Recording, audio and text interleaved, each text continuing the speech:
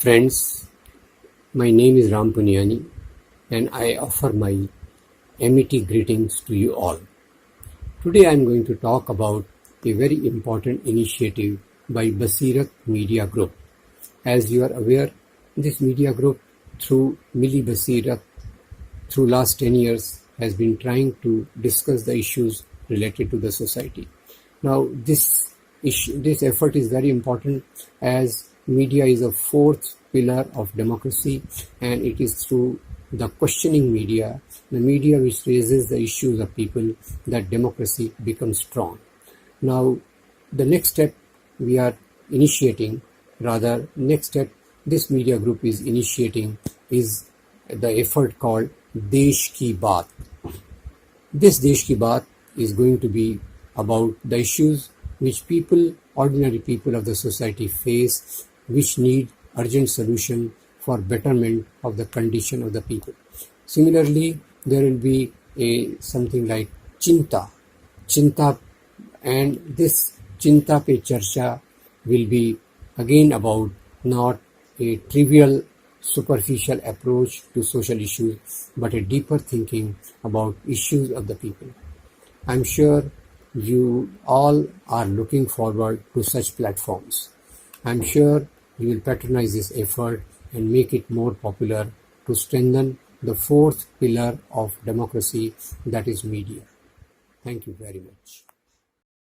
आपने सुदर्शन न्यूज के खिलाफ आपने जो एफआईआर बुक कराया था, तो उसके बारे में बताएं कि आखिर आपने क्यों बुक कराया, और आप जिस तरह से लोगों को एकजुट करके और अपने एफआईआर की कोशिश की और लोगों से करवाने के लिए कहा, आखिर क्यों उस न्यूज चैनल के खिलाफ आप कोर्ट तक पहुंच गए? देखिए, मेरा कोई पर्सनल रीजन नहीं है, मेरा कोई पर्सनल उनके साथ मुखालफत नहीं है जिसकी वजह से मैं गया। मैं हिंदुस्तान में अमन और शांति कायम रहे, इसके लिए जरूरी था कि उनके अगेंस्ट में जाना। सियासत में कोई पढ़े लिखे होना ज़रूरी नहीं है, ये बात तो सही है, लेकिन प्राइम मिनिस्टर की कुर्सी पर रहने वाला आदमी जो 135 करोड़ लोगों की रहनुमाई करे और उस आदमी की एजुकेशन कम हो और डिसीजन अपनी मर्जी से लेता हो, तो फिर यही हालात होंगे देश में। जो यौम एसाज़ा मनाया जाता है, ये कोई मजहबी हैसियत से नहीं मनाया जाता, ये तो लोगों को याद दिलाने के लिए है कि एक दिन ऐसा हो जब उस्ताद के मकाम पर उसकी जिम्मेदारियों पर बात हो और लोगों में उस पर जज्बा पैदा हो।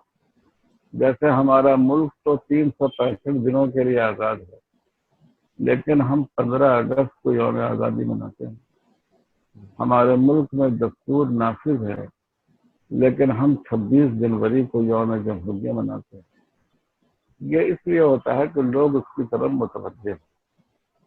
तो इसलिए इसको इस नुक्ते नज़र से नहीं देखना चाहिए कि क्या हुजूर के और खैरुल कुरून में क्या यौम एसाज़ा मनाया जाता है। ये कोई चीज़ इस्लाम में कोई नई चीज़ उस वक्त ममनू होती है जब उसको दीनी हैसियत से किया जाए। मन अहदसा फी अमरिना हाज़ा फहुव रद्द, दीन समझ कर जिसको किया जाए। होता असल में ये है हज़रत मौलाना कि कुछ लोग इलेक्शन के ज़माने में इंतखाब का ऐलान होने के बाद अपनी शानदार पुरानी टोपी जो रखे रहते मंगवा के वो पहनकर वो बेचने निकलते, जैसे कुछ मौलवी इस वक्त बिहार के इलेक्शन में भी निकले हुए हैं और खूब टोपी फरोशी कर रहे हैं, वो दाढ़ी फरोशी कर रहे हैं। आप इन दलालों के बारे में, इन मक्कारों के बारे में, इन मिल्लत फरोशों के बारे में जरूर कहिए और जरूरत पड़े तो नाम लेकर। अस्सलामुअलैकुम वरहमतुल्लाहि वबरकातुहू। बसीरत ऑनलाइन में आप सभी का इस्तकबाल है। क्या वाकई भारत एक बार फिर 1947 की तरफ जा रहा है? इस वक्त देश की हालत बहुत खराब है। एक तरफ देश के अन्नदाता यानी किसान भाई अपनी मांगों को लेकर दिल्ली की सरहदों पर गुज़िश्ता 36 दिनों से एहतजाज और धरने पर बैठे हुए हैं। वहीं दूसरी जानिब देश के अलग अलग इलाकों से मुसलमानों पर जुल्म सितम की खबरें लगातार आ रही हैं। मैं सबसे पहले आपके सामने जो है एक सवाल ये है हमारा कि अजान के बारे में जो मुसलमानों के जो मस्जिद से दी जाती है, इसके बारे में आप क्या जानते हैं? आप हमारे जो दर्शक हैं उनको आप बताएंगे क्या जानते हैं? अजान के बारे में तो आपने ही अभी बताया कि अजान क्या है, और अजान होने से कुछ लोगों को तकलीफ़ होती है, वो नमक के बराबर है। और कुछ लोग खास करके मेरे मुसलमान भाई है जो अजान सुनते हैं और अपने काम धंधे को लगते हैं, मस्जिद में जाते हैं, प्रेयर करते हैं, दुआ मांगते हैं।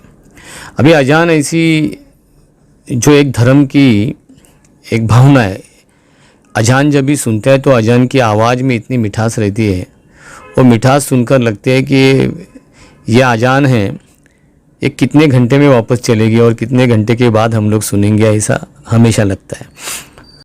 अस्सलामुअलैकुम, मैं आसिया सिद्दीकी और आप देख रहे हैं बसीरत ऑनलाइन। पूरे देश में किसान फार्म पर बने हुए नए कानून को लेकर प्रोटेस्ट कर रहे हैं।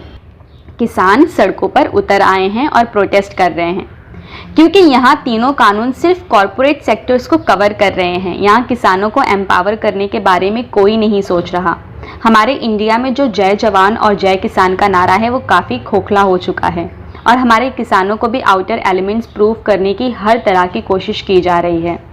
कई जगहों पर हमारे किसानों को खालिस्तानी कहा जा रहा है और कई जगहों पर इस तरह बताने की कोशिश की जा रही है कि जो हमारे किसान हैं वो हुकूमत मुखालिफ हैं।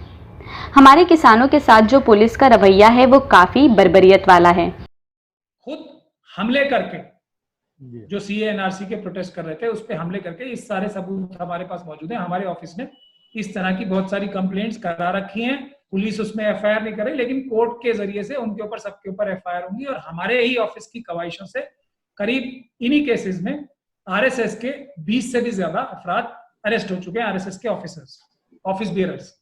तो ये जब कपिल मिश्रा साहब ने इस तरह के जब हमले किए तो, और दिल्ली पुलिस का रोल भी उसमें साफ दुनिया के सामने नजर आया, तो इससे एक बात साबित हो गई कि ये RSS और दिल्ली पुलिस ने मिलकर ये दंगे करवाए ही नहीं है बल्कि किए हैं।